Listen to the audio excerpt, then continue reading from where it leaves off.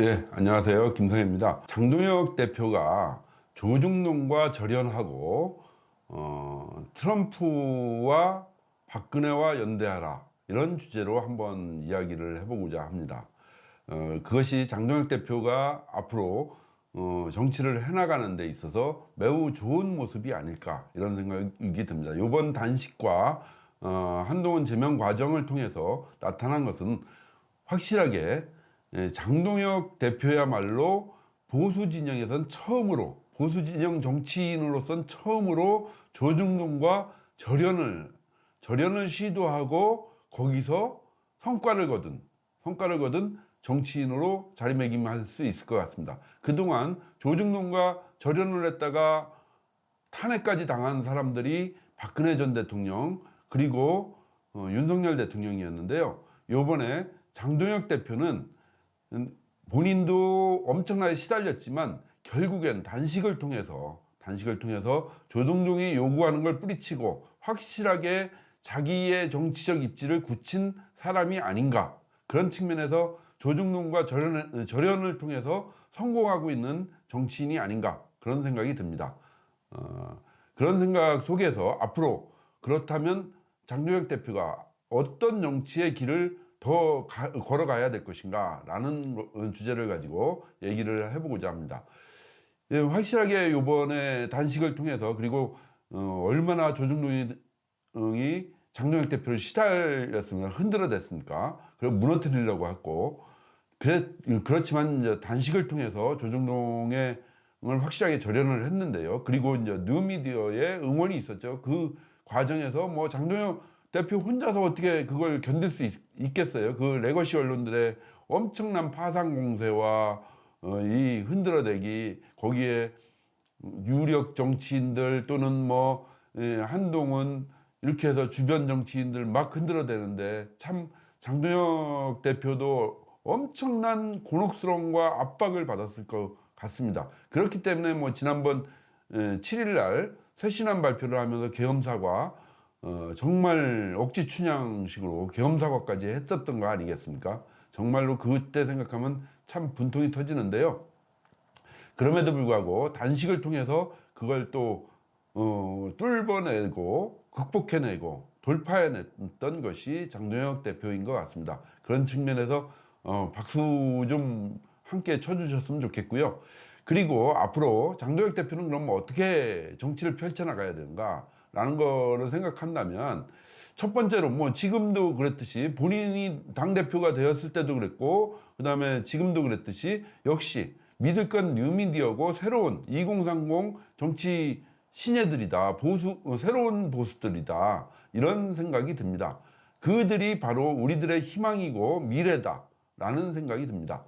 그와 함께, 그렇다면 이제 장동혁 대표는 또 누구와 손을 잡고 연대해 나갈 것인가? 그렇게 볼 적에 저는 단호하게 딱 두 명을 꼽으라면, 첫 번째 한 명은 트럼프 미 대통령이라고 생각을 합니다. 그리고 두 번째로 꼽으라면 바로 보수의 본령을 지켜왔던 박근혜 전 대통령이라고 생각을 합니다. 그리고 뭐 또 하나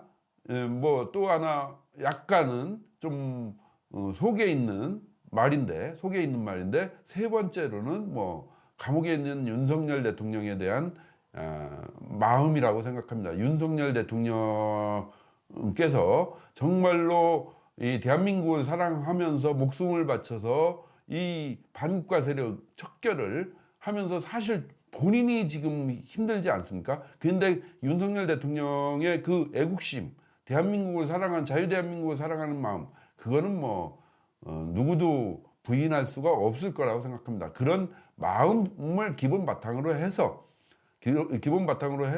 장동혁 대표가 분명하게 연대해 나갈 사람은, 첫 번째가 미 대통령인 트럼프 대통령이고 두 번째가 박근혜 전 대통령이다, 이렇게 얘기할 수가 있습니다. 왜냐하면 지금 미국 트럼프 대통령이 베네수엘라 마두로 체포와 부정선거 문제, 이거 본격적으로 수사하면서 들어오고 있지 않습니까? 그리고 분명히 양다리 걸치지 마라, 신중 노선 걷지 마라 라고 이재명에게 경고 보내고 있지 않습니까?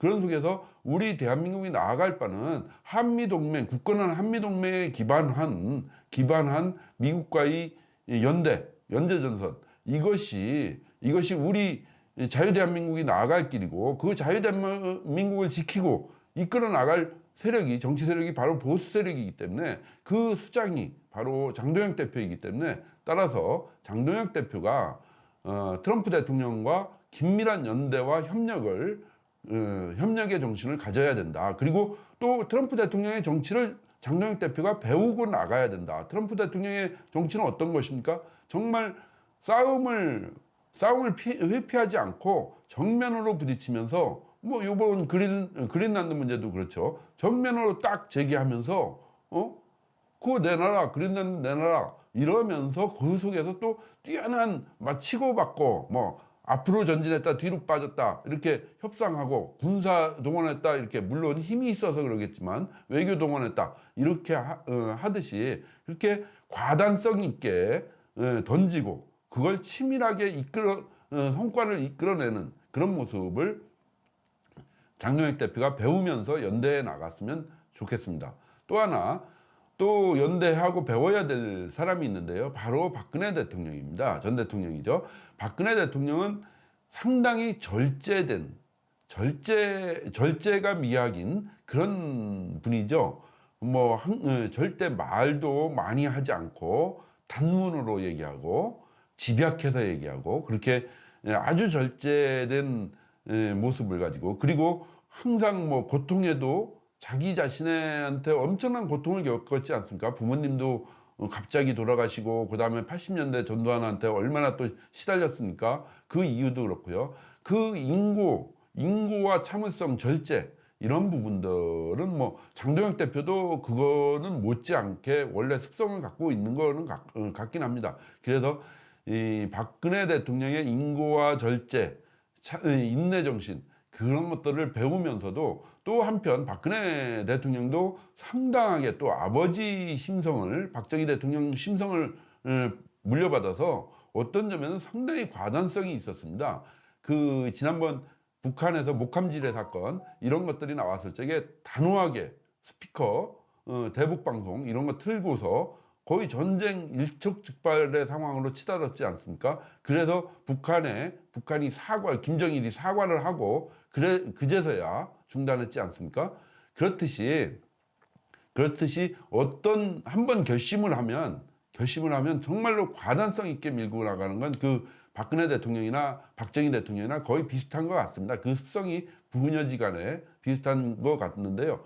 바로 그런 측면을 장동혁 대표가 배워야 되지 않을까. 그리고 박근혜 대통령이 갖고 있는 보수 본령, 이 보수 본령과 연대해 나가야 되지 않을까, 이런 생각이 듭니다.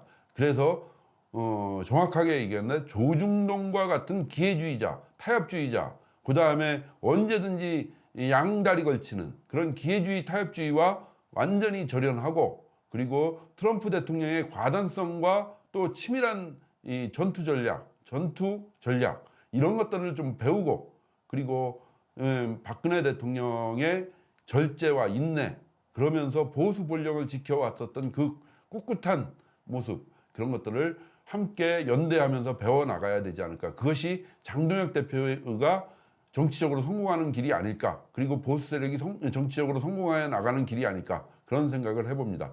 예, 감사합니다.